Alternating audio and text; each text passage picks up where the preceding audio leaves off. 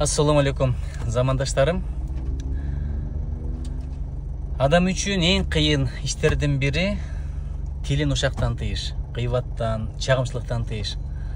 Адам табият ушундай экен, көргөн билгенин тастыктабай эле кошуп ташып айта берет экен.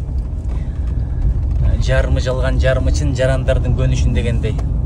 Бирок ошол келип туруп аягында канча адамдардын уруш талашына, ынтымагына ыдырашына себеп болот. Ошон үчүн адамзаттын данышман айткан экен, бирөө жөнүндө жаман айтып келбегилечи, менин жүрөгүм кирдеп калышын каалабайм, жаман ойлоп калышты каалабайм деп. Бул ушак ушунчалык чоң айып, чоң күнөө, өзүңдүн соогуңду башка бирөөгө бересиң, башка бирөөнүн күнөөсүн мойнуңа аласың. Ошон үчүн тилди ушактан сакташтын бир сырын айтып берейин.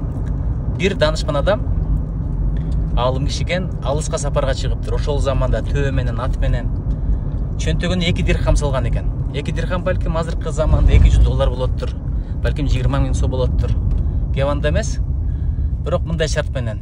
Мен эгерде жолдо, ушу сапарда бирөөнү бир гана жолу ушактай турган болсом, ушул 2 дирхамды толугу менен садага кылам, сарптайм, бирөөлөргө берем деп. Арадан бир топ өткөндөн кийин ошон жерди кыдырып келет экен, бирок 2 дирхамдын бир тыйынын да бирөөгө берген эмес экен. Ошончолук тилин сактаган экен. Эми башка дагы жолдор бар, бирок бүгүн ушун менен токтололу. Тилди ушактан сактайлы.